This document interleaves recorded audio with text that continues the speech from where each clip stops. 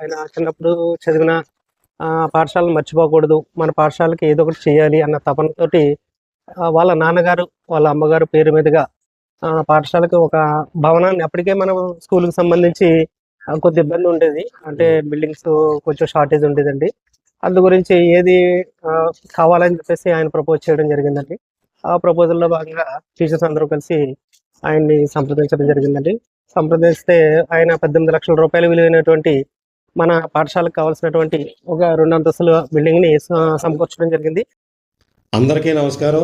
ఈరోజు మన వీడియోలో నేను ఎవరి గురించి చెప్పాలనుకుంటున్నానో, ఎవరిది హోమ్ టూర్ చేద్దాం అనుకుంటున్నానో చాలా పర్ఫెక్ట్గా థంబ్‌నెయిల్ మీద డిజైన్ చేయడం జరిగిందండి. ఆ విషయం మీరు అందరికీ తెలుసు. అయితే మన డైరెక్టర్ సుకుమార్ గారి గురించి తెలుసుకోవడానికి అయితే మనం ప్రయత్నం చేద్దాం. సుకుమార్ గారు 1970వ సంవత్సరం జనవరి 11వ తారీఖున తూర్పుగోదావరి జిల్లా రాజోలు సమీపంలోని మట్టపరు గ్రామంలో జన్మించారండి. ఆయన చేసిన సేవల గురించి వీడియోలో మనం చాలా చక్కగా మాట్లాడుకుందాము.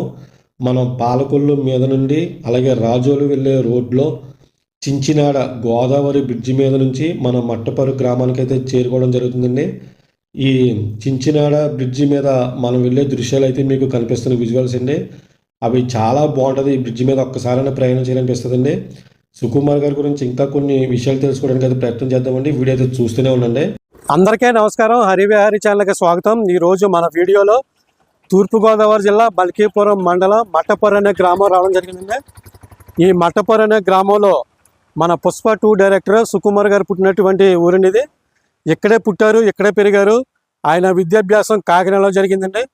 ఆయన ఇంత పెద్ద డైరెక్టర్ అవడానికి కారణం ఏంటి, ఆయన చిన్నతనంలోనూ ఈ మట్టపరు అనే గ్రామంలో ఎలా ఉండేవారు, ఆయన విద్యాభ్యాసం ఎలా జరిగింది, మట్టపరు అనే గ్రామానికి సుకుమార్ గారు చేసిన సహాయం ఏంటి, ఆయన కట్టించిన స్కూల్స్ ఏంటి, ఆయన కట్టించిన పంచాయతీ ఏంటి, ఆయన మట్టపరు అనే గ్రామంలోనూ ఆ కరోనా టైంలో ఆయన చేసిన సేవలు ఏంటి, మొత్తం అన్నీ కూడా నేను ఈ వీడియోలో చాలా క్లియర్ కట్గా చూపించాలనుకున్నానండి.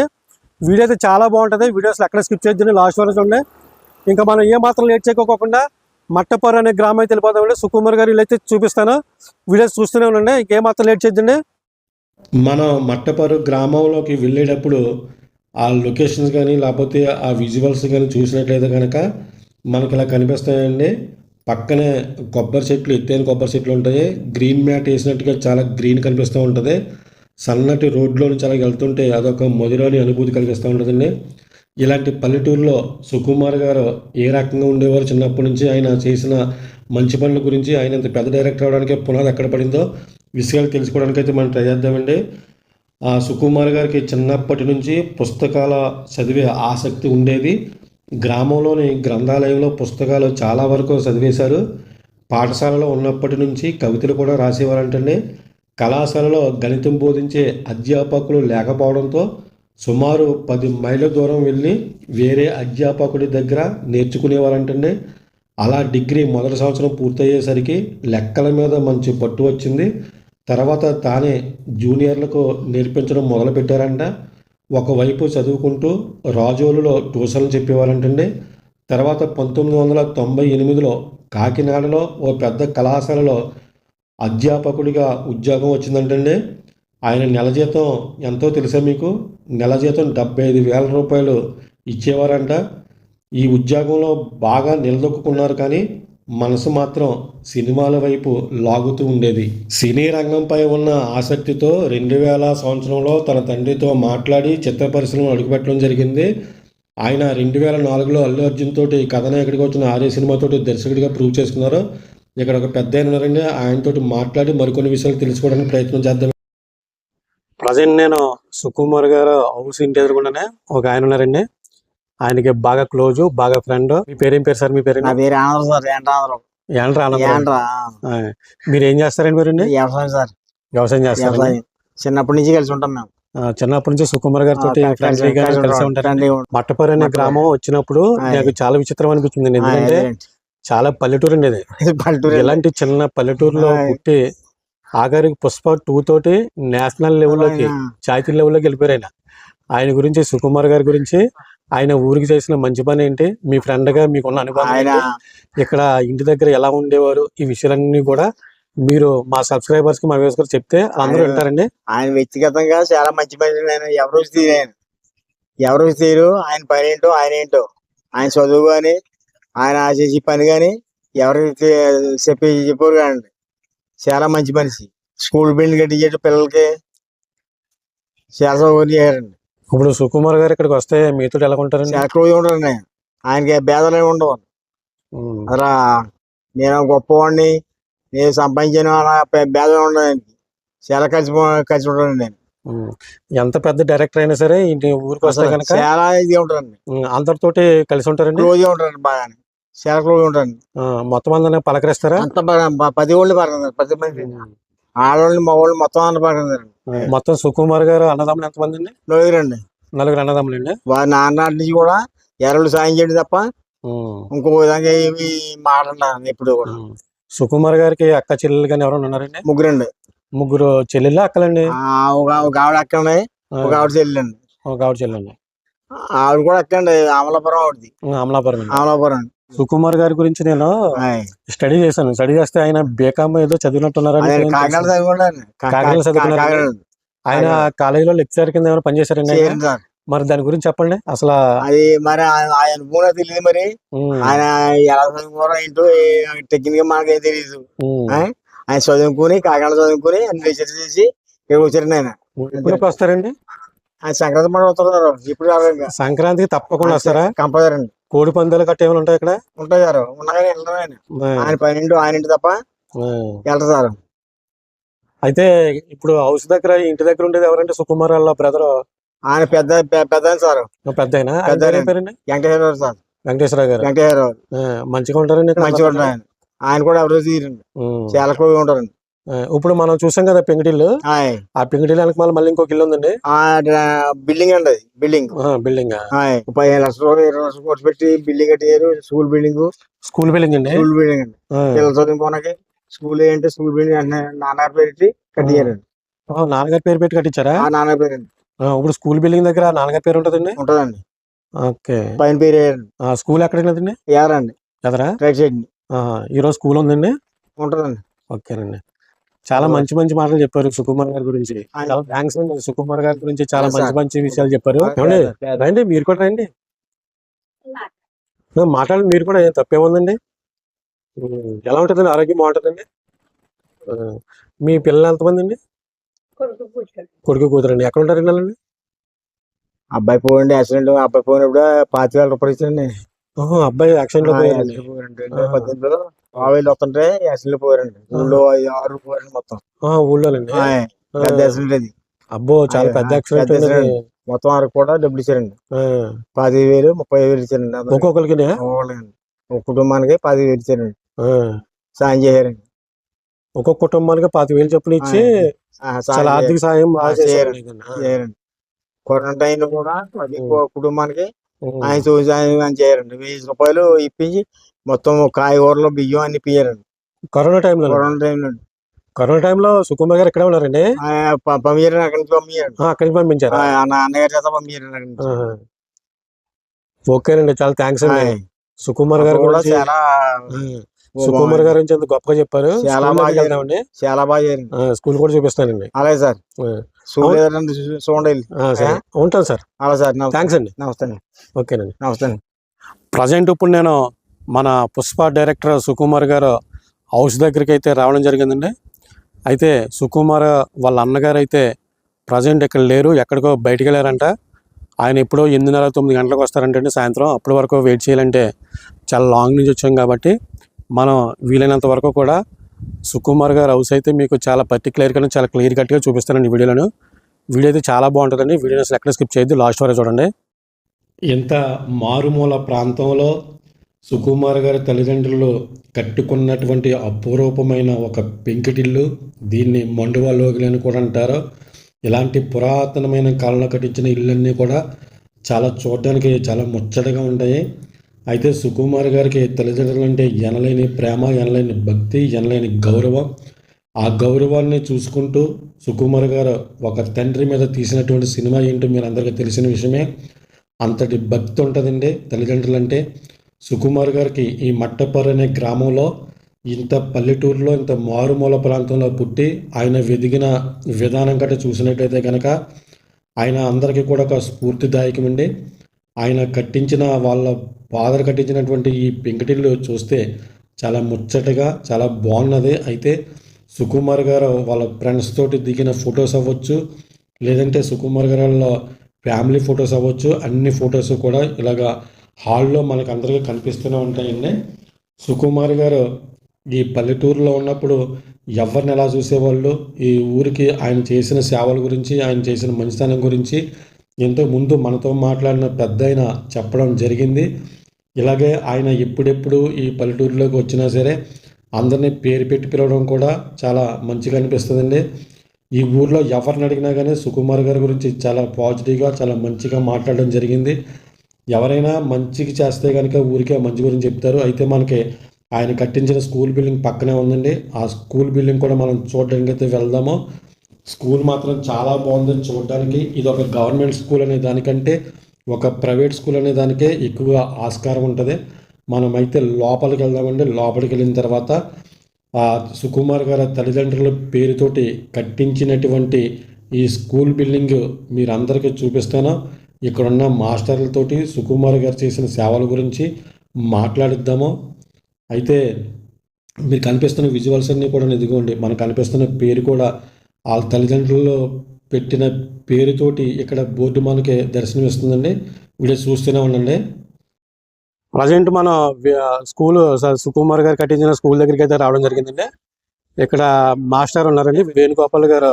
సుకుమార్ గారు స్కూల్ కట్టించిన విధానం గురించి, ఆయన స్కూల్ ఇక్కడికి ఎందుకు కట్టించవలసి వచ్చిందో, ఎంతమందికి ఉపయోగపడతానే ఉద్దేశంతో ఇక్కడ స్కూల్ కట్టారో ప్రతి విషయాన్ని కూడా చాలా క్లియర్గా చెప్తారండి వేణుగోపాల్ గారు.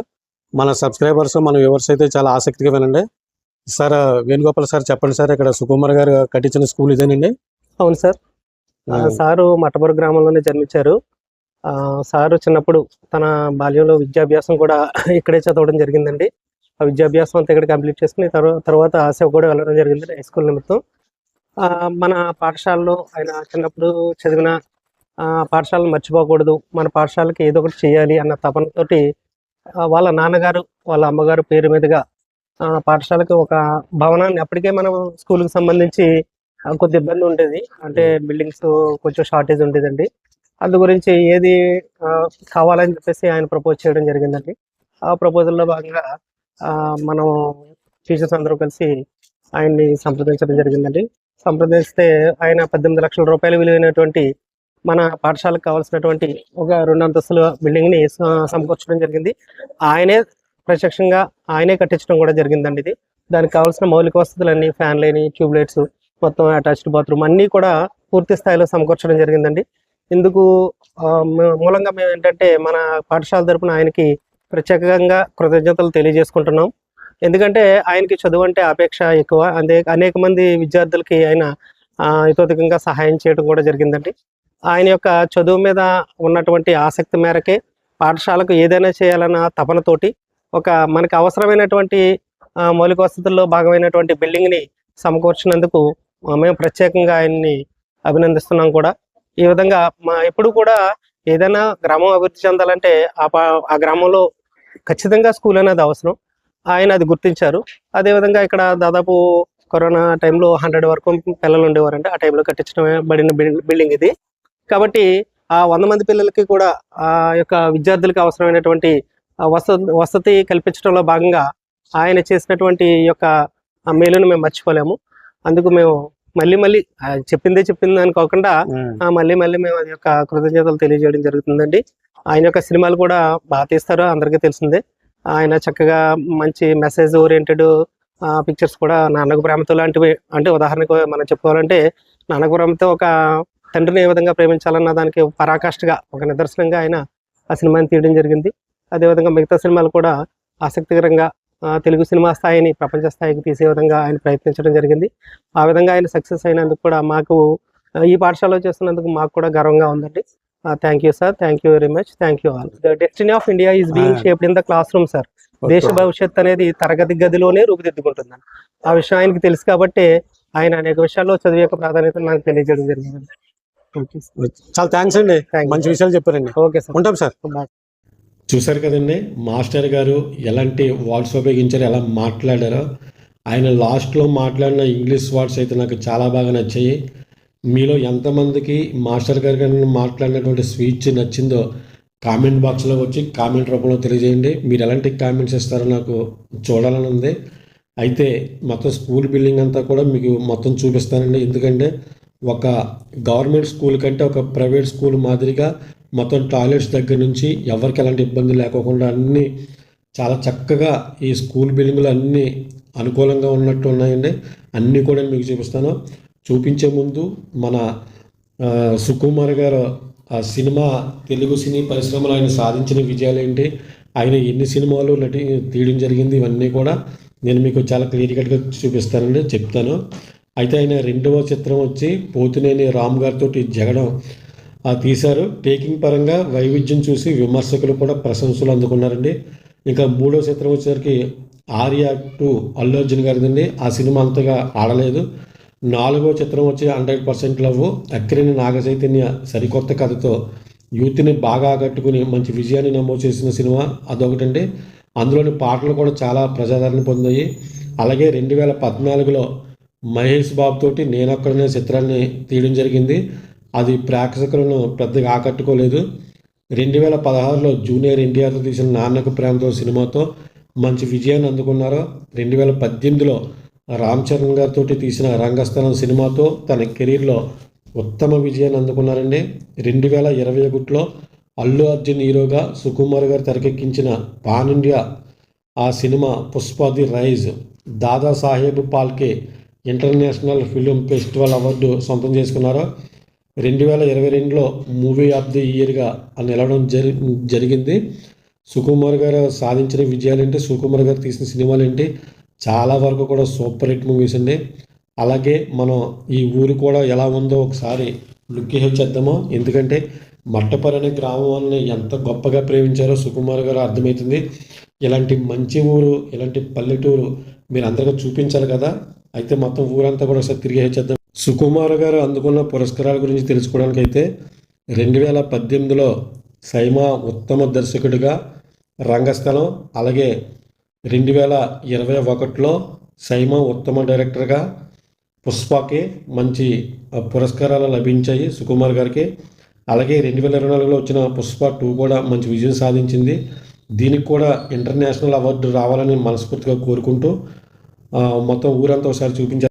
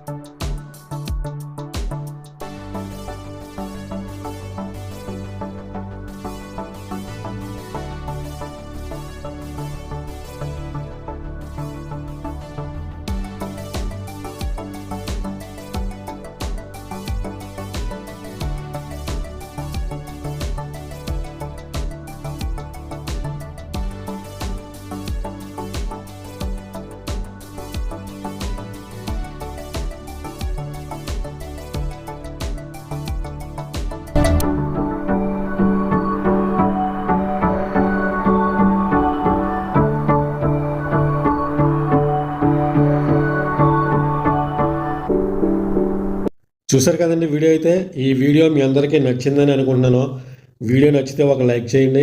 మన యూట్యూబ్ ఛానల్ చూస్తూ కూడా ఇంకెవరైనా మన ఛానల్ని సబ్స్క్రైబ్ చేసుకోకుండా ఉంటే వెంటనే సబ్స్క్రైబ్ చేసుకోండి. ఎందుకంటే మంచి మంచి మూవీ లొకేషన్స్తో పాటు మంచి మంచి సెలబ్రిటీస్ హోమ్ టూర్లు కూడా మన యూట్యూబ్ ఛానల్లో అవి వస్తూ ఉంటాయండి మంచి మంచి వీడియోలు.